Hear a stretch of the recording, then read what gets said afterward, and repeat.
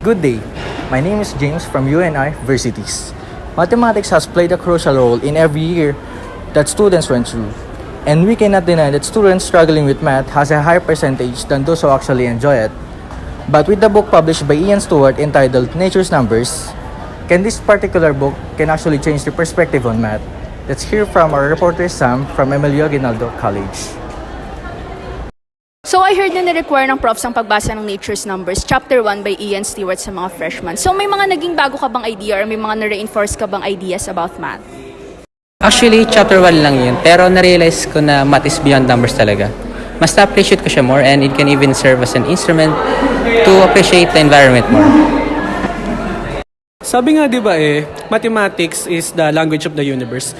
Parang this phrase itself pa lang, ang dami na sinabi about history kung paano ito nakatulong sa atin and how it help us to our kasulukuyang panahon kumbaga.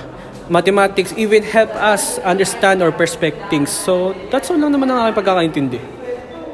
Ano naman sa tingin mo yung mga bagong ideas na nakuha mo sa math? Kasi di ba sabi mo mas na-appreciate nyo na siya ngayon kaysa dati, mas naiintindihan nyo na math is more than just numbers. So, may mga nabago ba sa perspective ninyo in regards of math?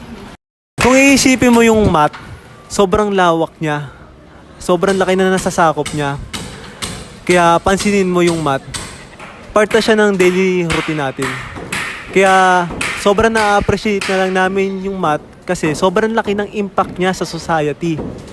Imagine our society if there's no math, di ba? No calculation, no measurement. Di ba ang hirap nun?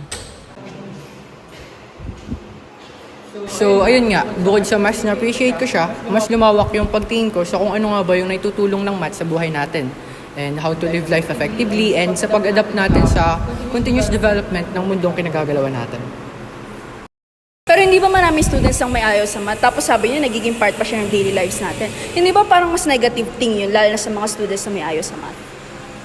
Actually, hindi. Kasi mathematics is more than just numbers. Mathematics is a language. So, kapag sinabi kasing math, unang pumapasok talaga sa isip ng tao is numbers. Usually naman kapag numbers, complicated, di ba? Kaya nire-recommend ko talaga na basahin nila yung libro ni Ian Stewart, yung Nature's Numbers. Kahit chapter 1 pa lang, eye-opener na siya when it comes to mathematics in nature. Pero gaano nga ba ka-useful ang mathematics in regards sa course nila? Studying this subject proves to be very useful in a lot of ways. Radiologic technologies studies physics which deals with mathematical equations in order for us to determine or know the science behind imaging or what we commonly known as X-ray. Actually, malaki ang tulong sa akin ng math. Para siyang basic necessity sa aking pag-aaral bilang RadTech student. Kasi siya nakakatulong siya para maintindihan namin yung physics ng RadTech. In short, sa radiologic physics, and mas nakakatulong siya sa akin sa pagko-commute and pagbili ng mga bagay-bagay. Yun lang. In our course, math is essential from accurate positioning, radiation dosage, on image quality enhancement to radiologists to rely on numerical computation. All of these are studied to ensure a successful imaging procedure. So, yung math kasi, it covers a wide range of tools that is beneficial to us radiologists. So, an example of it is yun nga computation of radiation dose. So, mahalaga to sa amin as the technicians kasi kung hindi namin makukuha yung right amount of dosage for radiation, it could potentially harm us and the patients as well. Our course RadTech also involves complex problem solving in various aspects. Kaya importante talaga ang math.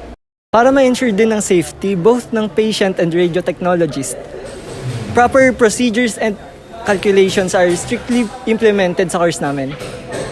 Basically, nakakatulong ang math course sa amin para matuto kami ng mga tamang pag-interpret ng mga images.